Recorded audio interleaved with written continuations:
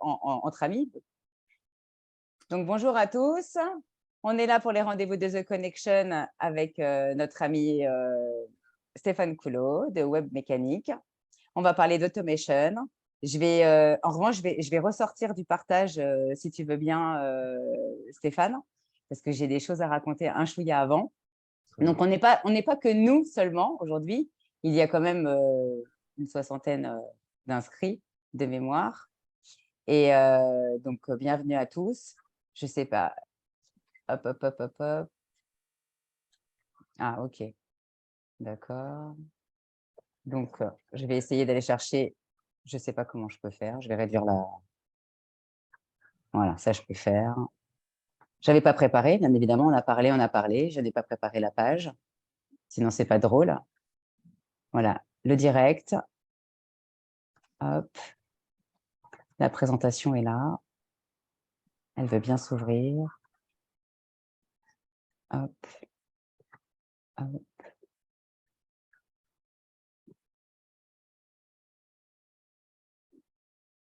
Je ne la vois pas. Je ne sais pas pourquoi. Peut-être parce que je l'ai ouvert avant. Maintenant, elle est là. Voilà. Donc, on est là pour les rendez-vous de The Connection. Je vais vous expliquer très rapidement pour ceux qui ne le savent pas ce que c'est. C'est tout simplement… Enfin, le sommaire, excusez-moi. Les rendez-vous de The Connection. Après, je vais parler un tout petit peu de mon activité. Donc, c'est une des raisons pour lesquelles on est là, puisque sinon, je n'aurais pas pu inviter non plus notre ami Stéphane. L'agenda des prochains rendez-vous. Et après, je laisserai d'ici moins de 5 minutes la parole à Stéphane, c'est promis. Donc, les rendez-vous de The Connection, c'est quelque chose que j'ai créé en fait fin janvier, qui est un webinar, en fait, un rendez-vous pour parler du marketing 360, donc l'omnicanal, qui est donc mon domaine d'activité. Donc, c'est un concept en 30 minutes, 1 heure et demie, selon la disponibilité, bien évidemment, de l'invité. C'est plusieurs fois par an, parfois, et surtout plusieurs fois parfois par mois. Et là, aujourd'hui, on est sur le 15e épisode, parce que le 16e a déjà eu lieu, il avait été greffé avant. Donc voilà, on va parler d'omnicanal et surtout d'automation. On va parler pas mal de tendances et Stéphane va tout nous raconter. En gros, qu'est-ce que c'est l'omnicanal pour les gens qui ne connaissent pas? C'est tout simplement, en fait, le fait de pouvoir connecter une marque à ses clients sur plusieurs canaux de communication et d'acquisition ou de distribution, tout dépend qui ils sont, et surtout, en fait, d'interconnecter les canaux entre eux. Donc, c'est terminé la fois où vous allez pouvoir arriver en magasin, vous allez par exemple oublier un bon de réduction papier chez vous et vous arrivez avec juste votre nom ou votre carte de fidélité et on vous dit non, je suis désolé, vous ne pouvez pas bénéficier de votre offre parce que vous avez, c'est pas noté dessus, je ne l'ai pas madame, je suis désolée. C'est une femme, évidemment. Donc voilà, donc aujourd'hui, on a tout révolutionné, heureusement, depuis pas mal d'années. On est comme ça depuis, je ne sais pas, plus d'une dizaine d'années, quinzaine même. Ça permet quand même d'aller chercher les gens un peu partout. En fait, on sait que le parcours du client, il n'a jamais été linéaire. Il ne va jamais d'un point A à un point B. Il se promène et en fait, il peut se promener en fait via du mailing, via de l'emailing. Il peut se promener via des réseaux sociaux. Il peut passer de Insta à LinkedIn ou je ne sais pas par où, ou de la radio ou du site internet. Et on ne sait pas ce qui va déclencher purement l'achat. En tous les cas, parfois, on le sait d'où il vient, entre guillemets, parce qu'il y a une traçabilité, donc un tracking, un bon de réduction est équipé d'un EAN, donc un gen code, et du coup, derrière, avec ça, on peut savoir que c'est grâce à ça qu'il a acheté. Mais quand il n'y a pas tout ça, en fait, comment faire pour prouver, c'est toute la difficulté du marketing en termes de ROI, pour expliquer à nos clients, en fait, on ne sait pas combien vont passer à la caisse grâce à telle opération et combien vont officiellement voir la télé, combien vont officiellement arriver par l'email ou le mailing ou par des leads ou par autre chose. Il n'y a rien qui puisse être officiellement prouvé, estimé à la virgule près. Tu m'arrêtes, Stéphane, si je dis des bêtises, parce que je sais que ni lui, ni moi, ni Dorian, ni Christelle, qui sont dans la partie, ni tous les autres, je pense, même les plus grands. Je pense que même les plus grands qui peuvent être là depuis des années, je ne sais pas, même dans les plus grandes agences, que sont Publicis ou ailleurs, que ce soit même à l'international, personne ne peut dire à quelqu'un, vous allez multiplier vos ventes par 2 ou par 3. Enfin, s'ils y arrivent, tant mieux. Moi, je ne sais pas faire. Donc, je fais des essais, je tente la chance et faut renouveler, il faut pré-tester, post-tester et je pense que c'est la clé du succès. Donc, les prochains agendas, je vais pas, ce sera en janvier. Je n'ai rien en décembre, volontairement, parce que je pense qu'on va tous être occupés. Et on va parler de précarité. Ce n'est pas du tout un domaine lié à l'omnicanal, mais j'ai besoin d'en parler. Et ensuite, on va parler, donc il y aura Ahmed Abachi qui sera avec nous pour parler de son concept Famille 0%. Il sort les gens en fait de la précarité avec l'aide, peut-être que Philippe pourra nous aider, on ne sait pas, on verra ça en temps et en heure. Il aide les gens à manger parce qu'il leur reste pas beaucoup d'argent. Donc en fait, ils essayent vraiment de sortir de la rue, de les sortir de la rue, de faire plein de choses, les remettre en fait à flot au bout d'un an. Et on va parler de PR et de médias ensuite avec Julie Cathome qui ne peut pas être là aujourd'hui, de Being Media Press, donc le 26 janvier. Et je cherche toujours des gens, bien évidemment, pour parler de digital, d'achat publicitaire, de plein d'autres choses. Donc, ceux qui sont concernés peuvent se manifester comme ils veulent.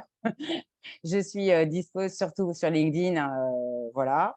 Et j'informerai en temps voulu. Il y a d'autres choses qui arrivent pour février, mais on parlera de RH aussi, de plein d'autres choses. Donc voilà, je vais laisser la parole en fait à Stéphane d'ici quelques secondes. Il va nous parler de son expertise en quelques mots, de web mécanique bien évidemment, parce qu'il a peut-être fait d'autres choses avant, il va peut-être nous en parler. Et après, plutôt que de faire les questions à la fin, je vous propose en fait de les poser au fil du temps, c'est plus fort. Voilà. Je te laisse la parole et merci surtout d'être là et de me faire l'honneur de nous parler de tout ça, parce que ça fait partie ça fait partie des sujets hyper importants auxquels tout le monde ne pense pas et qui sont pourtant vraiment très importants. Voilà. À toi. Merci pour ton accueil, Delphine. Je te laisse m'autoriser à partager l'écran. Oui, pardon. Et merci à toutes et à tous. C'est cool de vous voir. Tu l'as en principe. Voilà. Voilà, c'est fait. Et effectivement, quand Delphine m'a demandé de parler de marketing automation, on a hésité sur pas mal de choses. Et en fait, je me suis dit que je ne savais pas trop quel était le niveau de chacun, ou déjà ce que vous aviez fait, pas fait, etc. Et je trouvais intéressant de balayer à la fois ce qu'est l'asset du marketing relationnel par marketing automation et ce qu'on peut en faire, qu'on soit débutant ou qu'on soit expert. En fait, quels sont les 3 niveaux principaux sur lesquels on peut agir et qui couvrent à peu près tous les cycles de vie qu'on peut avoir avec nos prospects ou même nos clients existants. Juste un petit mot sur Web Mécanique. Effectivement, nous, on a une solution tout en un, all-in-one, comme on dit en bon français, de marketing automation. Donc, tout ce qui va permettre de gérer le comportemental des comptes de vos contacts, avec le CRM qui là va gérer tout l'historique, où est-ce qu'ils habitent, leur nom, leur prénom, leur adresse, leur numéro de téléphone, éventuellement le panier d'achat de tout ce qu'ils ont fait avant avec vous, les affaires en cours. Et puis, on a aussi une académie qui permet de former à nos outils, nos fonctionnalités, mais aussi à l'inbound marketing, à des notions comme le RGPD, qu'est-ce qu'on fait, comment on gère un centre de préférence, etc. Et donc, c'est des formations qui sont disponibles 24/7 aujourd'hui pour nos clients. Demain, on pense à l'ouvrir de manière plus générale, parce qu'on a pas mal de demandes, notamment de grands groupes sur ces sujets. Alors, si on rentre dans le vif du sujet, le marketing automation, c'est quoi? Alors, il y a une phrase qui tourne souvent, c'est envoyer le bon contenu à la bonne personne au bon moment. Au-delà de ça, c'est surtout un asset, c'est vraiment un actif de votre activité, de votre fonds de commerce ou de votre entreprise. Parce que c'est quelque chose que vous allez construire au fil du temps pour gérer tout un ensemble de relations clients et d'automatismes autour de la relation client. Et ça, c'est quelque chose de durable. Ça améliore les services et ça vous apprend énormément de choses puisque vous gérez de la data que vous pouvez analyser et qui vous apprend des fois des nouveaux services, des nouveaux besoins de par vos clients. Donc, qu'est-ce qu'on va faire de manière schématique? On va capturer des gens au travers de landing page, au travers de contenus divers et variés, réseaux sociaux ou autres. On va qualifier, segmenter, scorer, mettre des points. Derrière, on va nourrir avec du contenu adapté au bon moment, à la bonne personne. Et puis après, on va essayer d'engager les gens sur des choses, voilà, sur des choses nouvelles. Alors, les engager ou les réengager quand il s'agit de clients existants. Et cette fameuse phrase « la bonne personne au bon moment », en fait, c'est Michael Porter qui nous l'avait sorti en 1971 dans son livre autour du marketing. Donc, il y a eu, je crois, 15 ou 16 rééditions depuis. Donc, ce n'est pas neuf. Et surtout, ce qui est intéressant, c'est que ça n'a rien à voir avec le digital. D'accord, on n'est pas sur un sujet digital. On se posait cette question-là du marketing de masse, dans le marketing de masse dont on sortait dans les années 60, où il suffisait de produire pour vendre, à un marketing à partir des années 70, où il fallait commencer à se poser la question de à quel besoin je réponds, puisqu'il commençait à y avoir un peu de concurrence sur tous les sujets, que ce soit de l'automobile ou autre. On avait été sorti de la pénurie, on va peut-être y rentrer à nouveau, mais en tout cas à l'époque, on était sorti de la pénurie d'après-guerre pour rentrer dans un monde d'abondance. Donc moi, personnellement, qui suis né en 70, je n'ai vécu que l'abondance pour l'instant. Donc il va falloir que je m'adapte très vite. Le truc intéressant du marketing automation, c'est que c'est là pour créer une relation durable. On est là pour créer une relation durable avec nos contacts. On n'est pas là pour faire du one-shot ou des coups, d'accord. On va le voir tout à l'heure, c'est des choses on peut mettre des choses assez rapidement en place, mais de manière générale, c'est quand même un asset qui se met en place sur le temps, sur le temps long. Quand on parle de temps long, c'est 1 an, 2 ans, 3 ans. C'est quelque chose sur lequel on va faire régulièrement des choses qui vont augmenter notre visibilité, la qualité de notre relation. Mais il faut avoir ça en objectif. Si c'est juste pour générer des leads la semaine prochaine, on prend un Mailchimp, on fait une campagne, on bourrine et puis on voit ce qui se passe. Mais là, on est sur la création de la relation. Donc, on est en train de construire quelque chose de durable. Tout ça, évidemment, va avoir des impacts sur le service marketing, sur le service commercial, mais de manière générale sur l'expérience client. Donc oui, on va gagner du La temps. base. Ouais. On va gagner du temps et moi je le vois dans les années 90 quand je travaillais pour Oracle, si je signais quelques pourcents de tous les trucs que j'engageais parce que je tapais des fichiers un peu au hasard, je n'arrivais jamais au bon moment, très rarement, ou alors c'était le hasard total. Aujourd'hui, nos commerciaux, ils signent quasiment. Et ici, encore 15% de clients qui n'étaient pas encore prêts à faire un choix maintenant, mais qui vont le faire dans 6 mois, 18 mois. Donc, on est quasiment un lead sur 2 qui est traité, qui est signé à un moment donné ou à un autre. Je veux dire, c'est gigantesque. Alors, je veux bien qu'ils soient meilleurs que moi à l'époque, ou que nous à l'époque. Mais enfin, un facteur 3 ou 4, voire 5 ou 6, c'est pas ça. Ils n'ont pas embarqué de l'intelligence artificielle dans leur cerveau pour être aussi bons. Donc, effectivement, ce qui fait c'est qu'il y a du raffinage. En fait, il y a du raffinage et des actions automatisées qui le sont au fur et à mesure. Et aujourd'hui, les commerciaux, quand ils rentrent des données dans le CRM, ils savent que ça sert à quelque chose. C'est-à-dire que derrière, ça renseigne des éléments de segmentation, de scoring qui vont permettre de mettre en place des scénarios qui partent et qui viennent nourrir de l'information et qui travaillent pour eux, en fait. Donc, c'est le grand paradigme, c'est que le changement de paradigme, c'est que le CRM aujourd'hui est rempli plus facilement qu'il y a 20 ou 30 ans. Parce qu'avant, ça servait à faire du reporting de middle management. Aujourd'hui, ça sert à faire partir des scénarios de marketing automation. Et c'est autrement plus utile pour le commercial. Et vu par le prisme du client, eh bien, c'est de la personnalisation. C'est des messages qui, quand c'est bien fait, apportent vraiment une valeur ajoutée et qui ne sont pas que des messages pour vendre. J'en veux pour preuve, à la SNCF, quand vous prenez le TGV, la veille de prendre votre train s'il part le matin, vous recevez un SMS qui vous dit « Votre train part demain matin à 7h30, vous êtes voiture 3, place 32, si vous voyagez en première. » Il ne vous vend rien. En revanche, il vous apporte une information. Le train va bien partir. Et des fois, vous recevez un SMS en disant bah non, le train ne partira pas parce qu'il y a un problème de logistique ou autre. Et il y aura un bus à la place, mais le bus, il va mettre peut-être 3 heures de plus. Et donc, ça vous permet de réorganiser votre journée. Donc, c'est une information utile. Encore une fois, elle ne vous vend rien, mais elle crée une relation plus fluide. Vous ne découvrez pas l'information en arrivant à la gare 5 minutes avant que le train est censé partir, qu'il y a un bus et que vous allez mettre 4 heures de plus. Donc, c'est vraiment une information utile. Elle n'est pas facile à délivrer parce que ce n'est pas forcément vous qui avez acheté le billet. Ça peut être une agence, ça peut être un cadeau de chez vous. Vous ne l'avez pas forcément acheté par la SNCF, vous avez pu passer par Trainline, vous avez pu passer par d'autres plateformes. Il faut que l'information sur la logistique des trains, il y a des ERP pour ça, il y a des outils de logistique à la SNCF, il faut que ça soit relié à ça. Donc, on voit que derrière, en fait, ce bête SMS de 3 lignes, derrière, ça implique quelque chose d'assez impressionnant en termes de transformation de la data, de synchronisation avec différentes applications. Et tout ça pour délivrer une qualité de service. Autre exemple, c'est la plateforme Doctolib. La plateforme Doctolib, c'est une plateforme de marketing automation qui a été développée par Doctolib pour les praticiens dans le monde de la santé. Le premier objectif avoué, lorsqu'ils vendaient leurs abonnements aux praticiens, c'était le premier argument, c'était diminuer les coûts de secrétariat. L'effet qui se coule derrière, qui n'était pas dans le business plan initial, mais qui est une vraie valeur aujourd'hui, c'est que ça a diminué de 80% le taux de no-show, c'est-à-dire de non-présence au rendez-vous. 80%, c'est gigantesque comme C'est KPI. clair. C'est-à-dire qu'aujourd'hui, un praticien, qui soit ostéopathe, médecin, peu importe, il a diminué le fait que les gens ne se pointent pas au cabinet de 80%. C'est-à-dire que derrière, il a deux choix. Soit il traite plus de clients pour faire plus de pognon, soit il passe plus de temps avec ses patients pour prendre mieux soin d'eux, soit un troisième choix, il va faire du ski ou il va Et faire de la comment tu natation. expliques le fait qu'il y ait Doctolib et que les gens se pointent au rendez-vous? Quelle est la force, en Ah, fait? Parce qu'ils sont pas taxés, hein. Quand on ne se pointe pas au rendez-vous, ce n'est pas qu'on est méchant, c'est juste qu'on a oublié.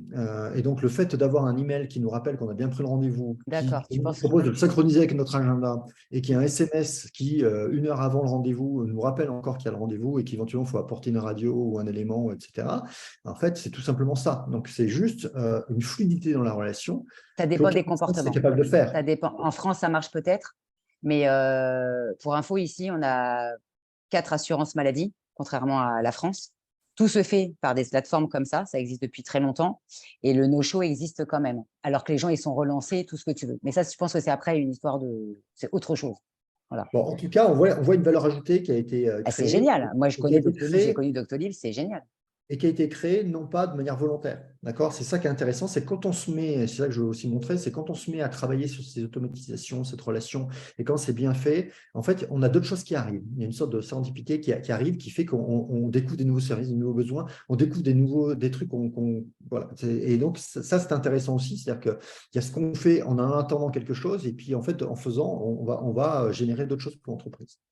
Alors, dans les fonctionnalités qu'on trouve dans les outils de marketing automation, j'aime bien mettre ça parce que c'est des choses que vous n'allez pas trouver dans Mailchimp ou Sendinblue, par exemple, hein. Pourtant, Non, non, mais c'est pour ça que tu es là. non, mais il y a des confusions de termes souvent. Donc, l'email automation, c'est une chose et c'est très intéressant. Ça permet de faire du marketing opérationnel.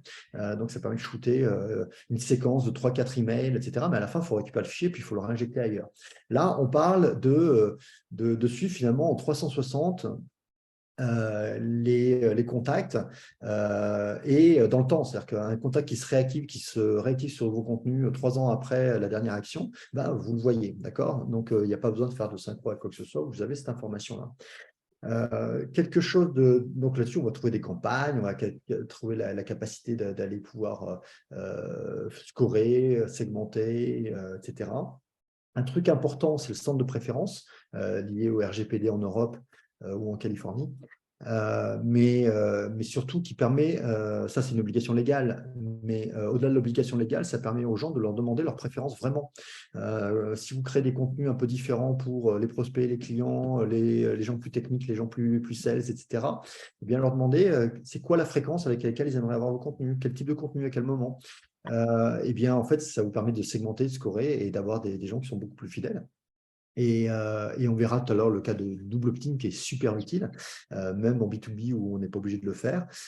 Et ça, vous pouvez le faire vraiment qu'avec un outil de marketing automation parce que sinon, vous ne savez pas le faire. Et en plus, l'avantage, c'est que vous centralisez toutes les données quelque part, ce qui fait que si quelqu'un, nous, ça ne nous est jamais arrivé, donc, mais la loi nous l'impose, si quelqu'un vous demande de supprimer toutes ces données, bah, vous savez le faire.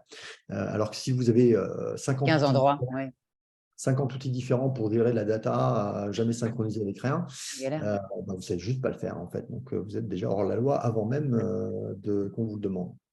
Donc, ça, c'est des points importants. J'ai deux bonnes nouvelles.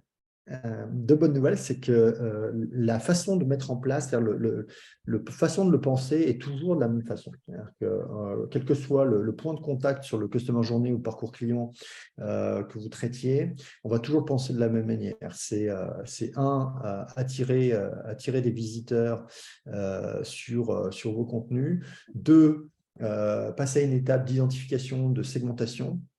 Et 3, aller envoyer des contenus. Alors, on va le voir par email, par SMS, mais par print. On a un accord avec la Poste, par exemple, qui fait qu'on peut envoyer des contenus personnalisés après un configurateur, par exemple un configurateur de voiture ou d'immobilier ou de ce que vous voulez. Il y a Algeco qui le fait sur les Algeco, hein, les mobiliers de chantier. eh bien, vous recevez un catalogue derrière qui est lié à votre configuration en print. Et on sait que le print, en fait, surtout que nos boîtes aux lettres sont beaucoup plus vite qu'il y a 15 ans, on a moins de pubs, et ça, c'est super. Mais du coup, on peut envoyer des contenus quali, personnalisés, à un bon moment, puisque de toute façon, les gens ont passé un quart d'heure, 20 minutes à faire une action. Donc, de toute Ça façon, marche c'est bien. bon. Pour l'avoir Et fait, ça marche très bien. ouais, le taux de rétention derrière, il est énorme. Un taux de mémorisation du message. Et ça n'empêche pas qu'en parallèle, il y a un email pour prendre un rendez-vous avec le concessionnaire, avec le promoteur immobilier, avec ce que vous voulez. Alors, appliquez-le en B2C, en B2B. Il y a sûrement des milliers de cas d'usage auxquels je ne pense pas. Je pense à cela parce que ça me paraît les plus évidents. Mais voilà. Et donc, tout ça doit se faire effectivement avec un enrichissement de bases de données, que ce soit des ERP, des CRM, parce qu'à un moment donné, il va bien avoir, comme la SNCF tout à l'heure, il va bien falloir qu'on synchronise ça avec des activités, peut-être des activités de SAV, service après-vente, de logistique, de livraison. Enfin, voilà. Donc, il y a plein de choses à faire dans les deux sens, mais un objectif, après une livraison, c'est intéressant de voir ce que les gens ont pensé, s'il y a eu des problèmes. Enfin, voilà. Donc, de synchroniser cette information et d'avoir un... Mais on est toujours sur ce schéma-là. La deuxième bonne nouvelle, c'est que la façon d'écrire un scénario, parce que finalement, à un moment donné, quand on parle soit de scénario qu'on pousse sur une base de données, soit sur des triggers qui se déclenchent automatiquement. Je donne un exemple de ça, c'est quand dans votre CRM, un prospect a signé son devis électronique et qui passe de prospect à client, il y a une séquence d'onboarding qui va démarrer automatiquement pour dire bienvenue, bonjour, félicitations, et derrière peut-être prendre un rendez-vous avec un Customer Success Manager pour démarrer. Enfin, ça dépend du sujet, mais pour vous dire qu'un livreur va bientôt passer chez vous. Voilà. Donc, il y a des choses comme ça qui peuvent se déclencher tout à fait automatiquement. Et le fait que ce soit automatique, ça veut dire que vous gagnez en qualité aussi. C'est-à-dire que c'est fait systématiquement. Rappelez-vous, peut-être il y a 15 ou 20 ans, quand vous remplissiez un formulaire sur un site web, vous étiez rarement rappelé. Aujourd'hui, vous recevez un email dans la minute. Et parfois même avec un rendez-vous qui est automatiquement fixé. Enfin, voilà. Donc, ce rapport à la qualité est aussi très important grâce à l'industrialisation. Et alors, un scénario, ça doit toujours être simple. Si votre scénario est trop long, trop compliqué, c'est que soit vous pouvez en faire plusieurs, soit il y a des risques d'erreur. Mais c'est des scénarios simples. La fin d'un scénario peut être le début d'un autre, en fait. C'est surtout ça, comme ça qu'il faut l'imaginer. On commence toujours en définissant à qui on s'adresse. Et on doit toujours s'adresser, c'est comme quand on écrit un article en content management, on écrit à une personne qu'on a pensé, donc ce qu'on appelle le persona, c'est-à-dire que c'est quelqu'un qui a un besoin et auquel on va répondre avec un bénéfice, avec une fonctionnalité, un produit, une solution qui représente un bénéfice. Ça peut être, donc cette personne-là peut être dans un segment ou une concaténation de segments. C'est-à-dire que ça peut être tous les gens qui ont participé au dernier webinaire de Delphine, mais ça peut être... D'ailleurs, je lance un appel à LinkedIn si on pouvait avoir un bouton pour enregistrer, inscrire directement automatiquement. Ça nous changerait la vie. Ça peut être tous les gens qui participent au webinaire de Delphine, mais qui en plus ont participé aux deux webinaires précédents et qui sont éventuellement dans un périmètre de 100 km autour de Tours. Voilà. Pour rassembler la communauté de Philippe. Donc voilà, on va partir de ça. Et la deuxième chose qu'on se pose, c'est quel objectif de la fin de ce scénario? C'est-à-dire qu'à la fin de ce scénario, c'est quoi mon objectif? Ce n'est pas forcément vendre. Il y a des étapes intermédiaires avant de vendre. Il faut renseigner, il faut que les gens soient suffisamment matures. Et donc, on a différents actes. Et donc, c'est pour ça que je dis qu'il y a des scénarios qui vont se répondre. C'est-à-dire que si votre premier objectif, c'est d'amener les gens à un webinar, après, selon qu'ils soient venus, pas venus, quelqu'un qui n'est pas venu au webinar, je vais envoyer un replay. Ceux qui sont venus, selon qu'ils soient déjà qu'ils soient prospects ou qu'ils soient clients, je ne vais pas les orienter vers la même chose. Nous qui sommes dans le logiciel, un prospect, on va l'orienter vers une démo. Quelqu'un qui est déjà client, on va essayer de comprendre pourquoi, qu'est-ce qui l'intéresse dans ce sujet-là, et éventuellement une notification à son Customer Success Manager pour qu'il y ait un appel qui se fasse. La troisième question qu'on va se poser, c'est quel parcours on va proposer. D'accord? Quelle est la séquence qu'on veut mettre en œuvre? Et la quatrième, ça se marche un peu dessus sur mon slide, c'est quels sont les messages que je mets à l'intérieur. Et ça, c'est important, c'est-à-dire que je peux très bien avoir ce scénario-là qui se duplique. Typiquement, ce que je viens de vous dire sur les webinaires, je peux le dupliquer, ce sera la même séquence. Ça ne sera pas les mêmes segments en haut et ça ne sera pas les mêmes contenus à l'intérieur. Mais j'aurai bien un email qui part, mais c'est juste que le contenu dans l'email va être différent. Donc, on voit bien que cette quatrième étape de la création de contenu peut différer alors que le scénario est strictement le même et que je l'applique, je le duplique en fait sur tous mes événements. Alors, si on regarde quand on est débutant, par quoi commencer quand on fait du marketing automation avec son CRM, la première chose, c'est déjà de nettoyer sa base, en fait. C'est d'identifier les champs qui vont être importants pour moi et c'est de commencer à réfléchir à de quel segment j'ai besoin. Et pas en avoir trop. Hein. Encore une fois, on commence sur des choses simples. Alors, quand je dis nettoyer la base, ça m'est arrivé de travailler, par exemple, pour un grand groupe en France où il y avait, je sais pas, 6 millions d'emails. Et sur les 6 millions d'emails, les gens qui avaient été en contact avec l'entreprise dans les 24 derniers mois, il n'y en avait plus que 600 000. 24 derniers mois, c'est-à-dire 2 ans, quoi. 2 ans sans avoir eu aucun contact. Bon, a priori, tous ceux qui ont plus de 2 ans, on peut les évacuer. On va faire du spam, c'est sûr. Donc, c'était un peu frustrant pour le responsable marketing, mais on a accepté de shooter que sur les 600 000 des 2 ans. Et déjà, 2 ans, je trouvais ça beaucoup. Et en plus, on l'a fait vraiment par échantillonnage. Hein. On y est allé mollo, sur des serveurs et des adresses IP dédiées. Enfin, voilà. Donc, on a fait vraiment des séquences de nettoyage de la base. Et ça, c'est important.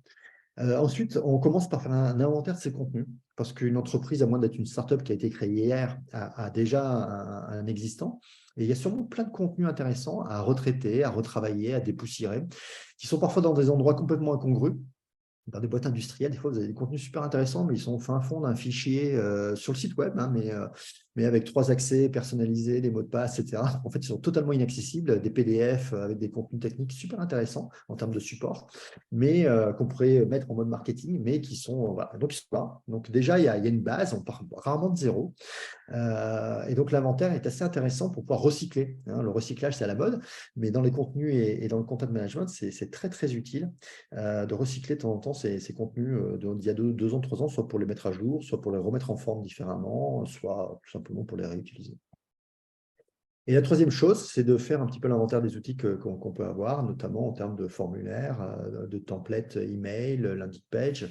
Et donc, effectivement, avec l'outil Engine Marketing Automation vient les outils d'email builder, de landing page builder, et donc de commencer à faire des templates. Pourquoi des templates, des modèles? Tout simplement parce que sa newsletter, on ne va pas la changer tous les 4 matins. Hein. De temps en temps, on peut faire une refonte, mais dans une même année, en général, cette newsletter, elle va toujours avoir à peu près la même figure et la même organisation. Et c'est les contenus à l'intérieur qui vont bouger. Donc, on évite de réinventer le monde, sinon on perd beaucoup de temps. Donc, c'est de mettre tout ça à plat.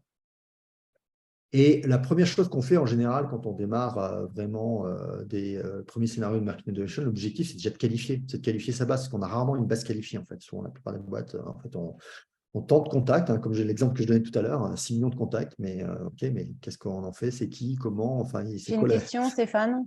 La Oui, création, vous la faites vous? On peut la faire, vous pouvez la faire? la On vous création de… fournit de la carcasse, par exemple, de la newsletter et de tous les emails qui peuvent partir?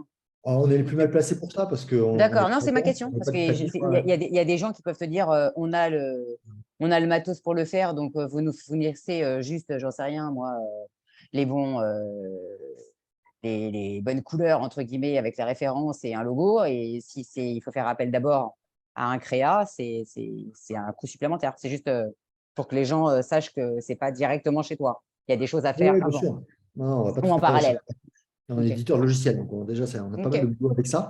Non, non, en revanche, on a plein de partenaires, hein, que ce soit des intégrateurs, que ce soit des éditeurs ok. logiciels qui nous intègrent, mais aussi des agences marketing. La semaine dernière, quand j'étais à Toulouse, c'est Objectif Papillon, qui est une agence de stratégie, mais aussi de mise en œuvre, qui participe à ça. Bon, en général, c'est déjà le cas. Il y a déjà des gens qui sont intégrés parce que quand on arrive, c'est dans une stratégie de marketing digital déjà un peu globale. Donc, il y a déjà une espèce de refonte globale des contenus, de la charte, qui est déjà là. Hein. C'est rare qu'on démarre par j'achète un outil de marketing automation et je me pose la question de ma stratégie digitale derrière. C'est un peu dans les grands groupes, ça. Parce qu'ils ont une matrice d'investissement. Alors, il faut à tout prix trouver un outil et puis après, on se pose la question de qu'est-ce qu'on en fait. Mais en dehors des grands groupes matriciels, sinon, ça ne démarre jamais par ça. Donc, si on revient au scénario de qualification, le but, c'est d'aller justement créer des contenus qui vont aller réveiller un peu tous ces inactifs et requalifier, resegmenter. Et en général, c'est l'occasion d'une purge. Il ne faut pas se leurrer. Donc, tant mieux. Il vaut mieux travailler avec peu de Mais contacts bien. bien qualifiés Mm. qu'une masse incroyable, d'autant que vous tuez votre réputation. Derrière, en fait, vous ne pourrez plus rien faire. Donc, et c'est de pire en pire. Enfin, c'est de mieux en mieux d'un point de vue efficacité, mais c'est de pire en pire pour ceux qui ne font pas les choses dans l'ordre. Parce que derrière, c'est irrattrapable. Il faut changer ses adresses IP, c'est très compliqué. Donc, on a intérêt à faire ce nettoyage. Et souvent, c'est un email un peu d'action, un peu générique pour essayer de qualifier, voir si les gens passent à l'action, s'il y a un intérêt, un réveil. Et donc, d'avoir déjà un petit peu vu dans ces bases quels sont les sujets un peu larges, un peu high level sur lesquels je peux commencer à attirer les gens. Ça, c'est intéressant. Et de voir si, avec une simple relance, je vais pouvoir déjà réveiller des inactifs. Et ensuite, une fois que j'ai réveillé ces inactifs et qu'ils ont fait un contact avec moi, alors je parle d'un rendez-vous, mais encore une fois, selon B2C, B2B, il peut y avoir plein de passages à l'action différents. Mais si sur un premier passage à l'action, j'ai déjà qualifié un intérêt, un début d'intérêt, soit je vais l'orienter vers des choses plus précises, d'accord? Donc, en termes de maturité, je vais aller vers des demandes qui vont aller, voilà, est-ce que le marketing automation, c'est un sujet pour vous? Demain, voilà les fonctionnalités qu'on a et qui peuvent vous intéresser. Et puis, peut-être après, envoyer une propale. Mais en tout cas, on ne commence pas par la propale. Voilà, donc ce qu'on peut faire déjà, c'est déjà qualifier sa base quand on débute et travailler sur une base qualifiée. Ça permet déjà d'apprendre pas mal de choses aussi sur les intérêts des gens qu'on réveille et ce qui fait qu'ils étaient dormants ou pas à un moment donné. Sur des gens confirmés, ce qui va nous intéresser, c'est de commencer à travailler la notion de scoring, c'est-à-dire de commencer à mettre des points en termes de maturité. En marketing, on dit un lead, il est froid, il est tiède, il est chaud. Mais comment je le détermine ça? Comment je détermine ce critère? Il n'y a pas de baguette magique là-dessus, il y a une forme d'itération à avoir mais quand on ne s'est jamais posé la question avant, souvent, c'est très intuitif, les commerciaux savent un peu sentir le truc, mais si je veux le mécaniser, c'est quoi les critères qui font que je sais faire ça? Et donc, ça peut être intéressant de commencer à travailler sur, OK, mes contenus, quels sont les contenus qui s'adressent à des gens qui sont peu matures et que je veux amener à un niveau de maturité, ceux que j'ai amenés à ce stade-là, mais comment je fais pour les amener après à me demander combien ça coûte et comment on fait avec vous, que ça synchronise avec quoi, comment ça va se passer la vie avec vous demain. Et donc, de commencer à segmenter nos contenus avec ces éléments-là. Mettre des points, c'est toujours un exercice un peu délicat, mais on peut les mettre un peu à la grosse au début, puis on affine après par itération. Et là, pareil, on va avoir des scénarios qui vont se charger. En fait, le but ultime, c'est déjà de voir quel est le type de contenu qui intéresse le plus les gens, et ça permet de qualifier là aussi le niveau de maturité des contacts qu'on va avoir. Donc, on voit que c'est un peu plus élevé que le scénario d'avant, qui était juste d'attirer les gens et de leur faire des passages à l'action assez rapides. Là, on est sur quelque chose de plus fin en termes de nurturing, comment on nourrit, où on fait des propositions. Donc, typiquement, une newsletter servent à ça. Souvent, dans une newsletter, vous avez 3-4 contenus différents. Pas plus, parce qu'après, c'est trop, mais 2, 3, 4 grands maximum. Et bien, vous voyez sur quoi ça réagit. Et ça, c'est intéressant parce que imaginons que vous sortiez un nouveau produit comme nous, on a lancé cette année notre CRM pour avoir une offre automation et CRM combinée face à HubSpot, en fait, en concurrence directement HubSpot sur ce sujet-là. C'était intéressant de requalifier notre base pour voir ceux qui avaient un intérêt au CRM, parce qu'avant, on ne l'avait jamais qualifié, on n'avait que l'automation.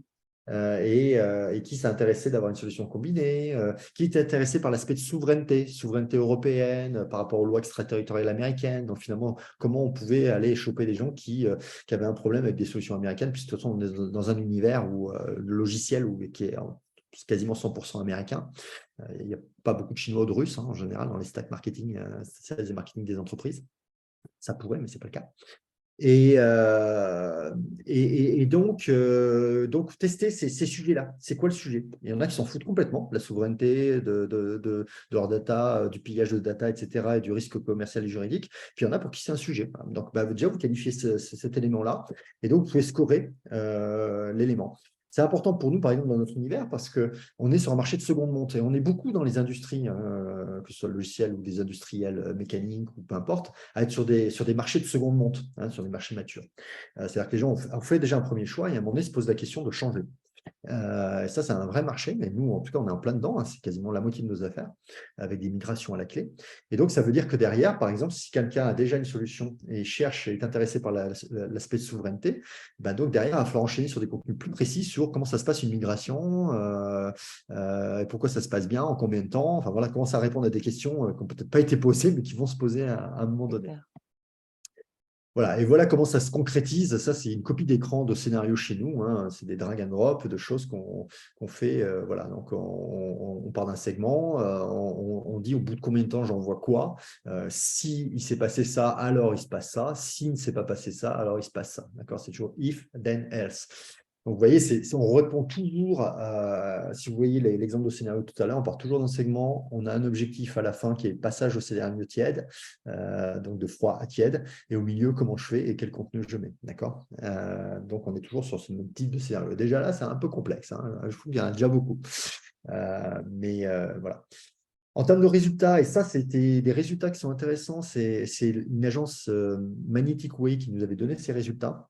Magnetic Way, c'est une agence qui se règne et qui travaille qu'avec des éditeurs de logiciels et des ESN. D'accord. Donc, ce qui est intéressant, c'est que c'est des stats sur un univers assez homogène en termes de métiers. Ça, c'est bien. Ouais, voilà. Bon, après, ça peut s'appliquer à d'autres métiers, mais moi, j'aime bien ces chiffres. Donc, ils n'ont pas valeur c'est pas universel, mais Oui, mais ce qui c'est est intéressant, c'est bien. Ça donne une c'est idée qu'en globale. appliquant systématiquement ça, on avait, alors sur des éditeurs qui sont de taille moyenne, de quelques millions d'euros à une dizaine de millions d'euros, mais voilà, on est sur de la PME, tout à fait. Et donc, on avait quand même une augmentation de plus de x2 des formulaires soumis, d'accord, juste par. Donc, on réveillait bien des bases, quoi, on le requalifiait bien, et avec plus de 60% de demandes de démo. Donc, on est dans l'univers logiciel, donc c'est assez normal.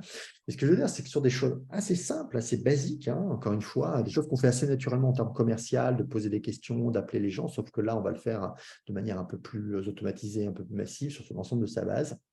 Mais on réveille vraiment l'activité et de manière assez générique. Donc ça, c'est quand même très intéressant et surtout, vous avez des taux d'ouverture qui n'ont rien à voir avec du mass mailing. C'est des taux d'ouverture quand même qui sont super hauts. On n'est pas à moins d'1%, on est toujours sur plusieurs dizaines de pourcents. On peut arriver à 90, 95%. C'est Donc c'est l'avantage bien. quand tu es qualifié. Voilà. Tu as Ah déjà oui. avancé dans le On voit parcours. moins, mais c'est ultra c'est de plus en plus qualifié dans le temps, j'allais C'est dire. clair. D'accord. Donc là, C'est on est clair. sur un quart de taux d'ouverture.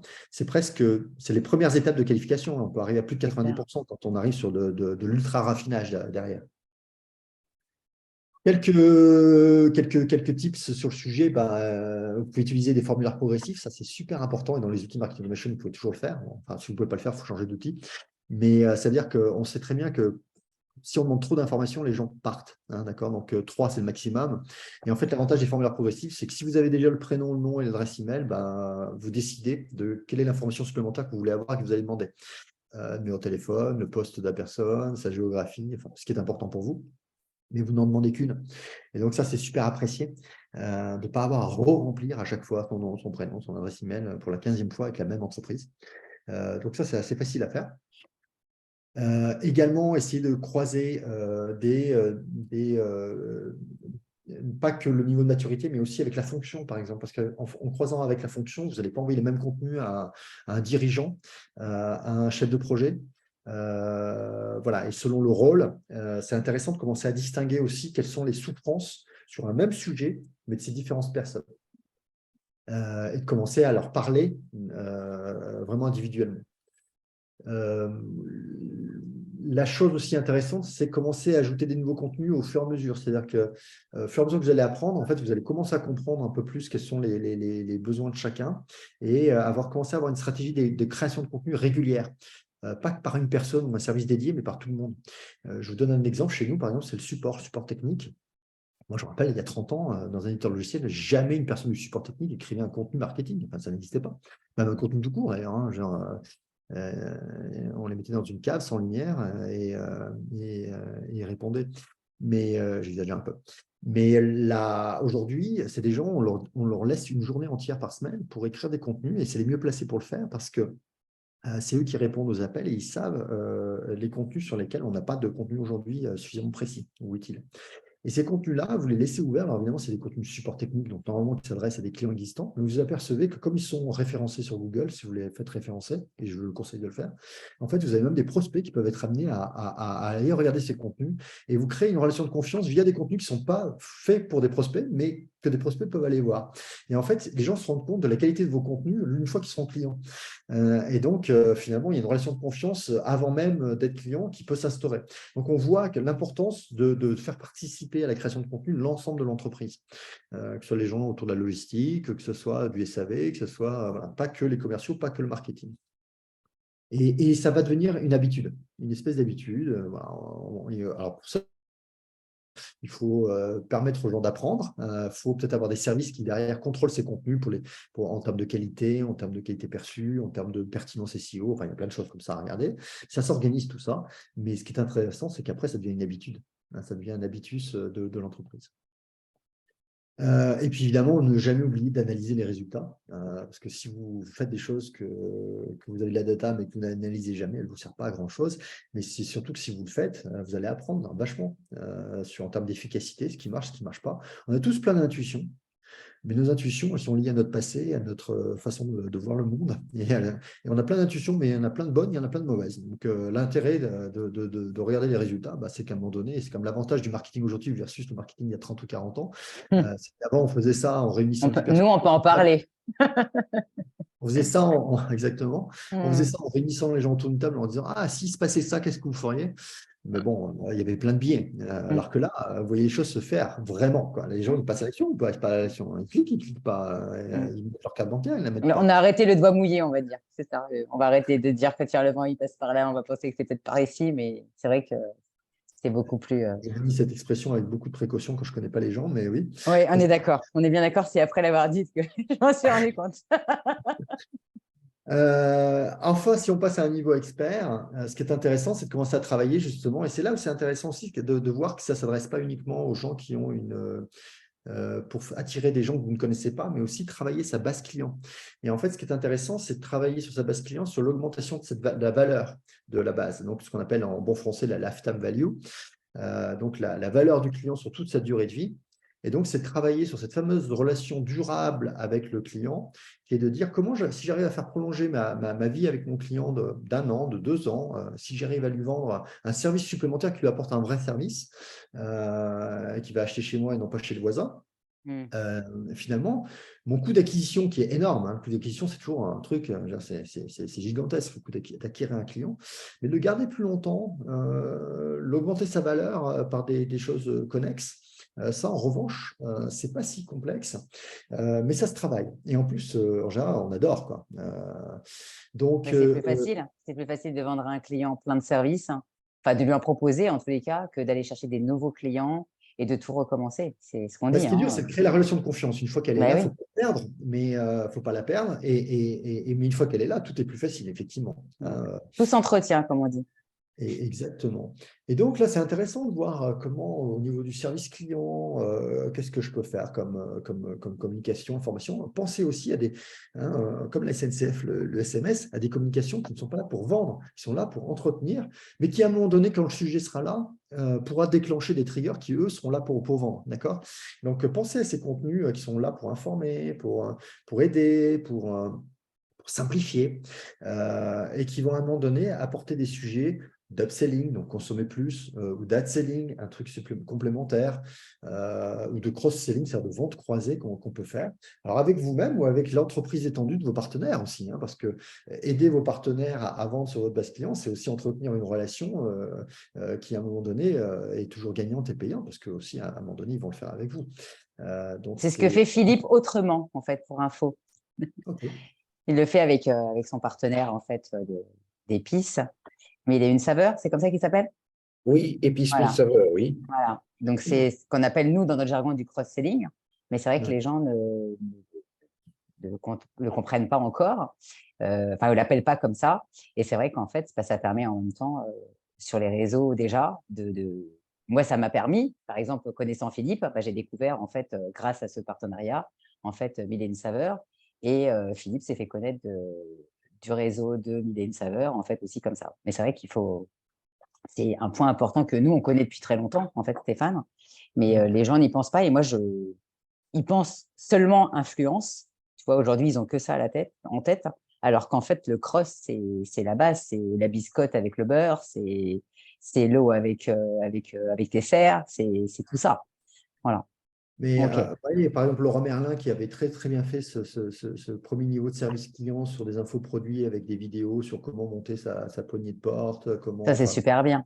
ça, c'est génial. Mm. Mais on peut imaginer, alors évidemment, du coup, quand j'ai besoin de changer ma poignée de porte, ben, je vais penser plutôt Laurent Merlin si j'ai déjà fait 4 ou 5 tutos sur des sujets divers et variés. Donc ça, c'est une première chose. Mais deuxième chose, j'ai peut-être besoin d'un partenaire, d'un prestataire Mm. à mon tour pour installer, parce que je ne suis peut-être pas très doué pour quand même installer ma poignée de porte. Alors, c'est le C'est cas, clair. je ne suis pas très doué. Mais eh bien, ça pourrait aller plus loin. Je ne sais pas si Laurent Merlin le fait, je ne crois pas, mais on pourrait imaginer. Proposer. Mm. Somfy fait très bien, parce que Somfy, par exemple, sur les automatismes de volets roulants, de choses comme ça, ne travaille qu'en indirect et fait systématiquement activer ses partenaires installateurs selon la région dans C'est laquelle bien. il est. C'est Donc, bien. voilà. Et on est bien sur cette notion d'entreprise étendue et sur laquelle, effectivement, il faut une automatisation assez forte si on veut faire ça bien. IKEA le propose. Il te propose la livraison et l'installation. OK, d'accord. Je ne vais pas chez Ikea, mais Je voilà. viens d'emménager, alors j'ai découvert la version Et, online. Et ce qui est intéressant, c'est qu'on parle de Laurent Merlin et qu'il y a évidemment de branding connu. Donc, on va toujours dire, ah, ben, c'est pas pour moi parce que moi, j'ai une PME de quelques millions. Mais si, on peut toujours l'appliquer. Et on a toujours quelques partenaires. On a toujours, à son niveau, mais on a toujours des choses. Et encore une fois, c'est des choses assez simples à mettre en œuvre si on le pense comme ça. En tout cas, voilà. Donc, c'est pour ça que je donne ces insights. C'est parce qu'il faut pouvoir le penser. Donc, on a vu les 3 niveaux. Hein. Au niveau débutant, je qualifie ma base. Point. C'est mon premier objectif. Deuxième niveau, je commence à la segmenter plus finement et à mettre des points dessus pour savoir ce qui est froid, qui est chaud. Et troisième niveau, je commence à travailler ma base de gens avec qui je suis déjà en relation d'affaires pour commencer à la nourrir et la travailler sur le long terme, augmenter cette valeur ajoutée sur le long terme, qui va m'apporter là aussi, c'est comme le médecin tout à l'heure, plus de revenus. Et donc, ces revenus-là, soit je le réinjecte en acquisition pour en faire plus et faire de la croissance, soit je me verse des dividendes et je fais de la marge. Mais ça, c'est mon choix de dirigeant et en fonction de ma stratégie, mon moment de vie dans l'entreprise. Mais c'est un bon choix. Enfin, en tout cas, c'est un choix agréable à faire. Dernier sujet que je voulais évoquer, c'est l'aspect CRM, CRM et automation. Hein, on l'a évoqué au début en disant l'automation, c'est vraiment tout ce qui va gérer le comportemental. Hein, on l'a bien vu, qui fait quoi à quel moment sur mes contenus, qui réagit, ne réagit pas. Et le CRM, c'est ce qui va gérer l'historique de ma relation avec les gens. Une information importante, avec un outil marketing automation, vous commencez à segmenter et à scorer même une adresse IP. J'ai une adresse IP qui arrive sur mon site, je ne connais pas la personne. Je commence déjà à regarder qu'est-ce qu'elle regarde. C'est exactement comme une personne dans un magasin. Une personne rentre dans un magasin, bonjour, vous avez besoin de quelque chose? Non, merci, je regarde. Regarde. Mais si vous le regardez, à un moment donné, vous allez voir que la personne hésite entre 2 vêtements pour bébé plutôt féminins. Bonjour. Alors, selon l'âge de la personne, ça vous le voyez assez vite. Enfin, parfois, c'est pas évident, mais avec des gens comme moi qui ont des jeunes enfants mais qui sont déjà un peu âgés. Mais c'est pour votre enfant, vos petits-enfants, des amis, voilà, et ben, je vous conseille plutôt tel produit parce que voilà. Et donc là, c'est la même chose. L'idée, c'est de regarder les gens regarder et à un moment donné d'intervenir. Et si en plus j'ai de l'information sur les gens, donc si j'ai une adresse IP, ben, je n'ai pas beaucoup d'informations, mais je vais déjà la qualifier. Et le jour où Dorian, ou Wilfried ou Thérèse, à un moment donné, remplissent un formulaire avec leur nom, leur prénom et adresse email, j'ai déjà des informations en fait dessus. D'accord, j'ai déjà des informations d'intérêt donc qui me permettent d'enchaîner beaucoup plus vite, notamment par exemple si on arrive sur un formulaire avec une demande de démo, une demande de rendez-vous. En fait, j'ai déjà des informations à une époque où je ne connaissais pas encore le nom des gens. Donc ça, c'est important. Et à l'inverse, quand je connais plein de choses des gens, ça me permet d'adapter là encore mon rendez-vous. Si je sais ce qu'ont fait les gens avec moi, on va devoir éteindre ce micro.